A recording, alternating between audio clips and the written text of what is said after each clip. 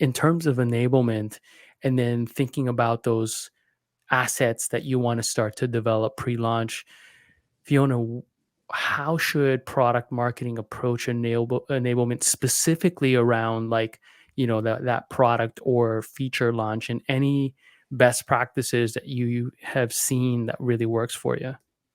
Yeah. So I think, one thing at the very highest level, it's important to ensure that your sales team is fully informed around the timing of a launch. The worst thing is when a feature goes live, even if it's a tiny feature update. But if it goes live before the team is fully informed, and impacts anyone demoing the product. Um, so I always like to make sure I have a clear timeline. And I know feature release timelines can change. So I'm still trying to find the sweet spot of when I, you know, give the internal team, the sales team, a expected launch date. But I do find it important, for them to have a heads up so we can start working through, some of the enablement materials and kind of starting to train the team. So when it comes to actual sales enablement, collateral, I like to, um, provide the team with one pagers. That's probably my most frequent request from the team. Just like, how can I get all of the most important information into one page? Which is why I love Asset Mule. It's made that a lot easier, and my team is now very impressed at how pretty they look, because they were just previously just like Notion docs. So one pages are huge. If it's a big release, I'll pull together a pitch deck. Um, and again, depending on the size of the release, I'll accompany, the internal enablement with a live in-person demo, or Loom recordings of how to use the feature, um, and then talk tracks and positioning and messaging. I try and translate that into be like really sales facing. So giving them an understanding of how to communicate this to the prospect or the lead, or whoever they're talking to. And we, of course, include customer success in those calls as well, because they're the Yeah. one chatting with existing users.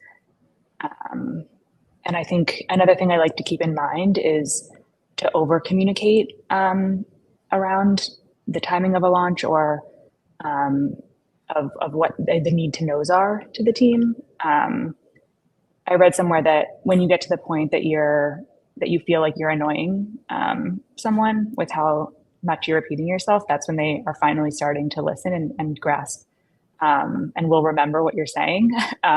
So I really try and bring that into my product marketing work. I try not to worry about being annoying. I try to worry about not being annoying enough, to make sure that they have all of the information that they need to go out to the customers and sell our product with the new feature in mind. Awesome. Chris, any sort of like best practices that you've used? I know that right now at Center Code, you're doing a lot of PLG, and there are different sort of stakeholders that are taking deals over the line. Um, anything that's really standing out that works pretty well right now for you? Oh, yeah, a couple things. I know the launch date is always fun. Like, it's a moving target. Like, let's be fair. I've had a press release and a bunch of materials ready for this last feature release for like a month. But it was in testing and we're fixing it, and it takes a little bit to get through sometimes. One lesson that I've learned that I feel like is helpful, and I feel like I've kind of got it down a little bit here at Center Code, is I was at WD and we were doing a recruitment for a beta test. And it was, we were doing internal testing first. So we were doing some dog fooding. And I had a general manager in there, and he's like, "Hey, I want to get my sales leaders, my global sales leaders into the beta test." And I'm like, "I've always been told not to bring in salespeople into beta test. They're gonna like stop selling what they're selling. This is consumer products, so this is B2C at this point. And they're gonna stop selling what they need to be selling, and start thinking about the future, right?" And he's like, "No, I don't want the individual salespeople. I want the leaders, the sales leaders involved." He said, "If they're involved in this test and they get their hands on it, they can like effectively craft a strategy around their region. So they get insights into how to use that product earlier than they would if it was handed to them just before the release date, so they actually get their hands on it. They get to use it. So part of that sales enablement is like product knowledge, like getting Mm. familiar with the product and comfortable, because they may have to go demo it, they may have to go get in front of people. So in a B2B sense, we may like to include some of our AEs or people that are on the sales team to be able to get into the test, to see what's going on with the test, to be able to learn about the product, give them tasks and instructions to test it out. Sometimes it's a little hard to test B2B products with your internal people. I know that's a thing, but there are creative ways to do it.